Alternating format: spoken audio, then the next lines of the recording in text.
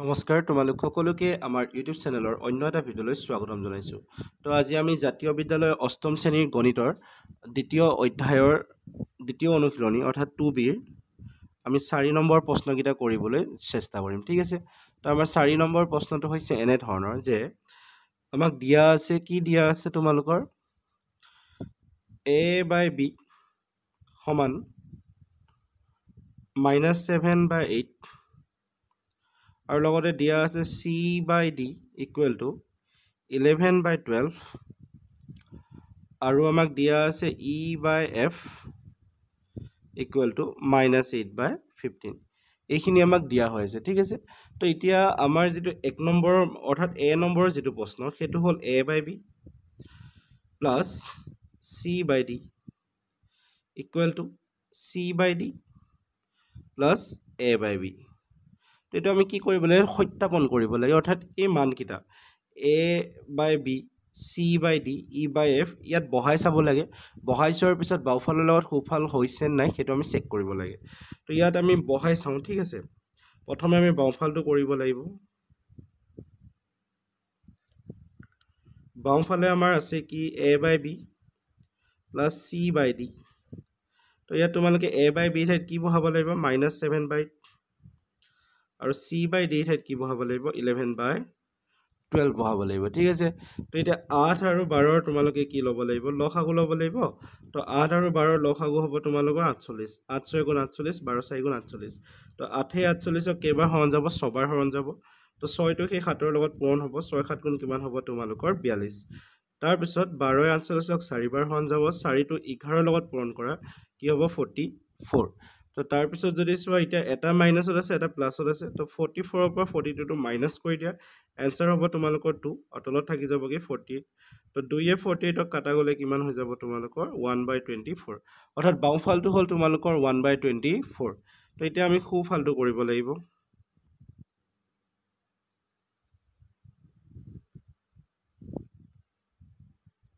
সোঁফালে আমাক কি দিয়া আছে, c/d plus a/b।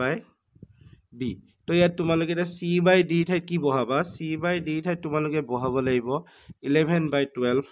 Plus a/b ঠাইত তোমালোকে কি বহাব লাগিব, -7/8।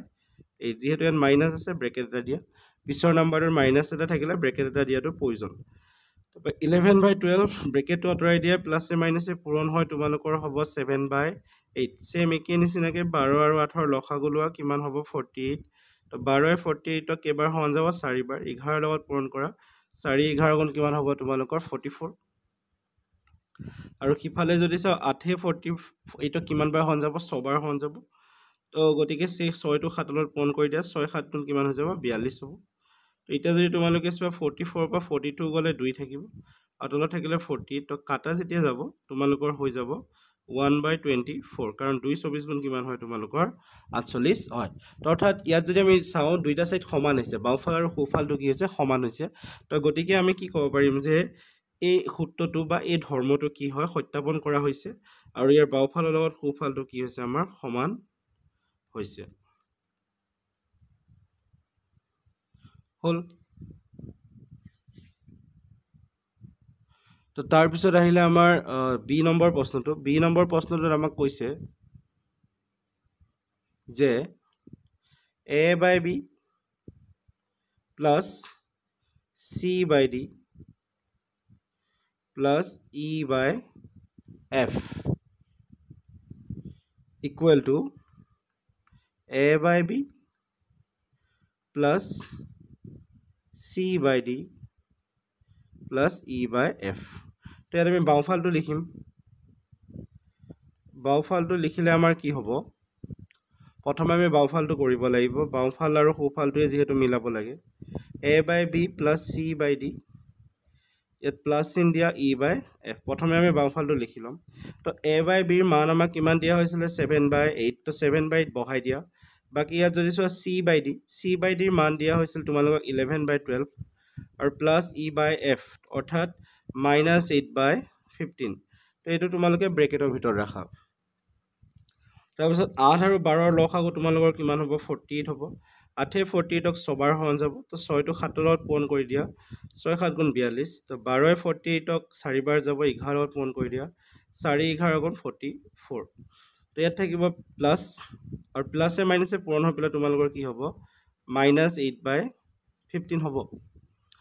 তো এতিয়া যদি আমি চাওঁ এটা মাইনাসত আছে এটা প্লাসত আছে তো গতিকে তেতিয়া হলে কি হ'ব মাইনাস হ'ব 44 ৰ পৰা 42 গলে কিমান থাকিব 2 আৰু তলত আহি যাব 48 আৰু ইয়াত অলৰেডি আছে তোমালোকৰ 8/15 আছে ঠিক আছে তো এতিয়া আকৌ আমি এটো কি কৰিব লাগিব এটো আকৌ লসাগু ল'ব লাগিব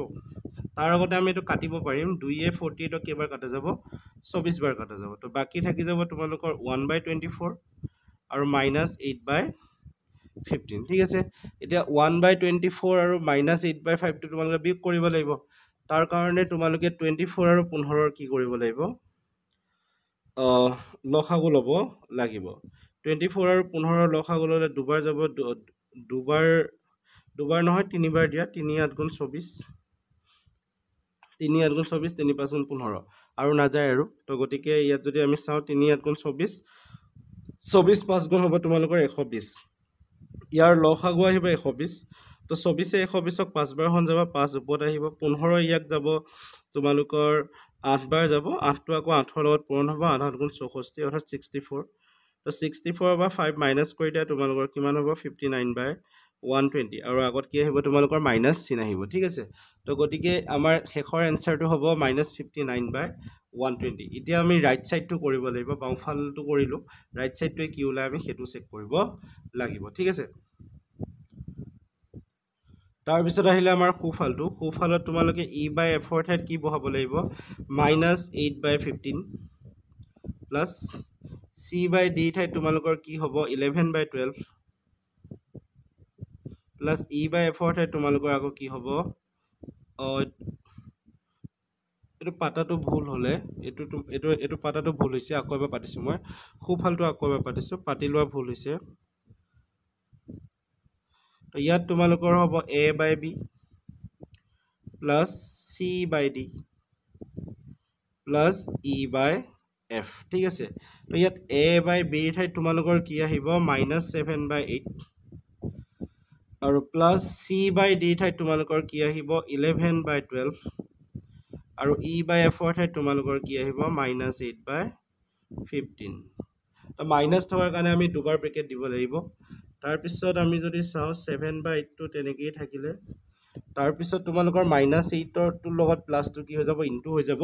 তো প্লাসে মাইনাসে তোমালোকৰ কি হ'ব মাইনাস হ'ব অৰ্থাৎ এটোৰ লগত এটো পূৰণ হ'ব তো 11/12 -8 কি হ'ব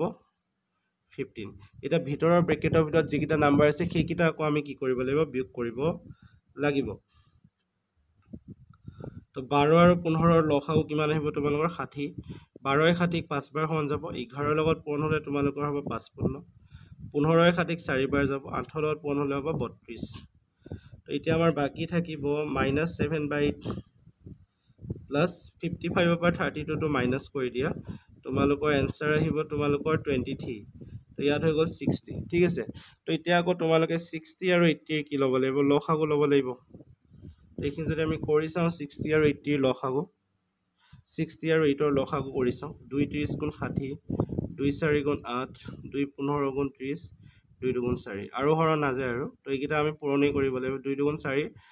4 15 গুণ 60 120 হ'ব তোমালোকৰ লসাগু 8 টো 120ক 15 বাৰ যাব 7 ৰ লগত পূৰণ হ'লে তোমালোকৰ হ'ব 105 বাকি 60 এ দুবাৰ যাব ইয়াৰ লগত পূৰণ হ'লে হ'ব 46 তো এটো বিয়োগ কৰি দিয়া 5 ৰ পৰা 6 যাব নোৱাৰে 1 ধাগৰে 15 হ'ল 9 থাকিব 9 পৰা 5 গলে -59/120 হ'ব তো অলপ আগত যেটো ওলাইছিলে হেতু লগত সেম হৈছে তো সেম হৈছে যেটা আমি কি ক'ব পাৰিম বাওঁফালৰ লগত খুফালটো কি হৈছে আমাৰ সমান হৈছে বাওঁফাল সমান কি হ'ব খুফাল হ'ব তো গতিকে আমি লিখি দিব পাৰিম যে সত্যাপন কৰা হ'ল ঠিক আছে তাৰ পিছত আহিলে আমাৰ 5 নম্বৰ কিটা অৰ্থাৎ বিয়োগ কৰা তোমালোকৰ এ নম্বৰৰ যেটো প্ৰশ্ন আছে হেতু হ'ল -17/14 ৰ পৰা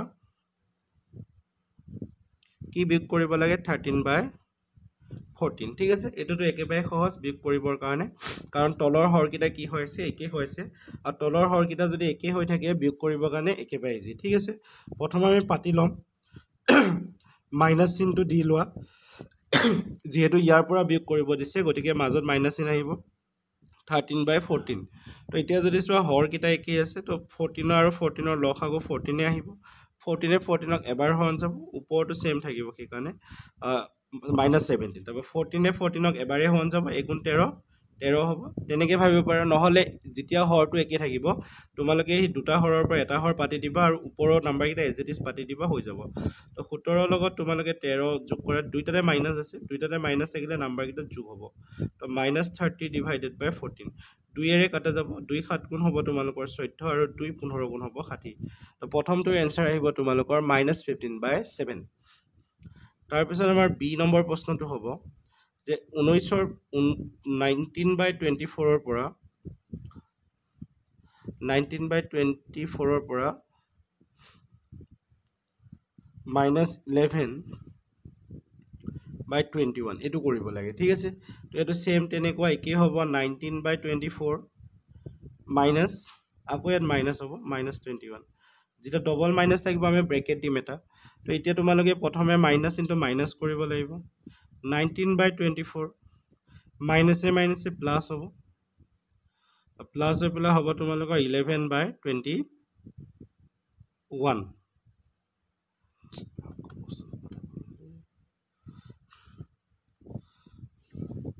তো তোমালোকৰ এই প্ৰশ্নটো পাতা ভুল হৈ গ'ল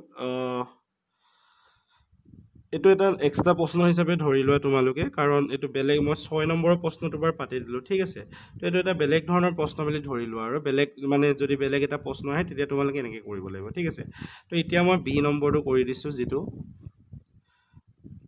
একচুৱেলি মই কুৱেশ্যনকেইটা লেপটপৰ পৰা চাই কৈ আছোঁ তোমালোকক তো গতিকে মাউচটো লাগি গ'লে কুৱেশ্যনকেইটা ওপৰত উঠি যায় তো মই সেইটো গম নাপালে নাম্বাৰটো ভুলকৈ পাতি পাওঁ ঠিক আছে তো গতিকে সেইটো অকণমান হেৰি কৰিব আৰু এতিয়া আমাৰ আহিব এইকেইটা কি কৰিব লাগে এইটোৰ পৰা 13/23 পৰা মাইনাছ কৰিব লাগে এইটো -3/23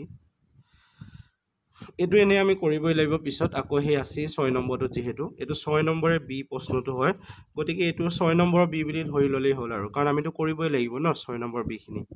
তো গতিকে এতিয়া চোৱা 13/23 আহিলে তো মাইনাছে মাইনাছে কি হৈ যাব মাইনাছে মাইনাছে তোমালোকৰ প্লাছ হৈ যাব তো 3 কি হ'ব 23 এতিয়া যিহেতু হৰকেইটা একেই আছে তো হৰকেইটা লগ লগাই দিয়া আৰু ওপৰৰ যিকেইটা আছে সেইকেইটা জাষ্ট আহি যাব তো 16 কি হৈ যাব 23 তো বিটো হ'ব তোমালোকৰ এনেকুৱা তাৰপিছত আমি চিটো চাম চিটো হৈছে তোমালোকৰ -29 30 পৰা কি কৰিব লাগে 17/30 কৰিব লাগে ঠিক আছে তো ইয়াত যদি চাওঁ সেম একেই প্ৰথমটো মাইনাছ চিনডাল দি ল'ব লাগিব তো 17/30 তো এতিয়া চোৱা যিহেতু হৰকেইটা একেই হৈ আছে তো হৰকেইটা জাষ্ট লিখি দিয়া আৰু ওপৰৰ যিকেইটা নাম্বাৰ আছে সেইকেইটা জাষ্ট পাতি দিয়া হৈ যাব এনেই আমি লসাগুলৈ কৰিব লাগে কিন্তু হৰকেইটা যদি একে থাকে তেতিয়া সহজ হৈ যায় অলপ এতিয়া দুইটাতে মাইনাছ আছে তো নাম্বাৰকেইটা তোমালোকৰ কি হ'ব যোগ হ'ব তো নাম্বাৰকেইটা যোগ হ'লে তোমালোকৰ হ'ব -46 আৰু এইটো হ'ব 30 কাটা গ'লে তোমালোকৰ 2 কাটা যাব তো এনসাৰ হ'ব তোমালোকৰ 23/15 ইয়াত আহিব তোমালোকৰ কি মাইনাছ তাৰপিছত আহিলে আমাৰ ডি নম্বৰ প্ৰশ্নটো ডি নম্বৰ তোমালোকক কৈছে 49/50 পৰা 50 পৰা কি কৰিব লাগে -8 কি কৰিব লাগে 15 কৰিব লাগে তো সেম একে প্ৰচেছ তো এইবাৰ আমাৰ হৰকেইটা বেলেগ দিছে তো গতিকে 49/50 মাইনাছ আকৌ ইয়াত আহিব 8/15 তো ব্ৰেকেটটো আমি দিব লাগিব যিহেতু মাইনাছ আছে তো তাৰপিছত আমি 15 আৰু 50 কি ল'ব লাগিব লসাগু তোমালোকৰ 150 আহিব ঠিক আছে তো 50 150 কেইবাৰ হৰণ যায় 3বাৰ তো 49 লগত সেইটো কি হ'ব পূৰণ হ'ব আৰু মাইনাছে মাইনাছে যিহেতু প্লাছ হৈ আছে তো 15 150ক 10 বাৰ যাব সেই 10টো আকৌ 8ৰ লগত পূৰণ হ'ব 8 পূৰণ 10 হ'ব ঠিক আছে তো এতিয়া যদি আমি এইটো কৰোঁ এইফালে মই কৰিছোঁ যিহেতু তলৰ ফালে মোৰ জেগা অলপ কম আছে বহিপাতটোত তাৰপৰা 150 হ'ব তলতো 150 হ'ব তো 49 লগত 3 পূৰণ কৰা কিমান হ'ব তোমালোকৰ 147 আৰু ইফালে আহিব 80 তো 147 লগত 80 তোমালোকে যোগ কৰা কিমান আহিব 0 নহয় 7 আহিব 8 আছে 12 2 উকলিলে 227 আহিব আৰু তলত আহিব তোমালোকৰ কিমান 150 তো 227 ডিভাইডেড বাই 150 আহিব আজি ইমানলৈকে থাকক তাৰপিছত আমি পাছৰ ভিডিঅ' এটাত বাকীখিনি কৰিম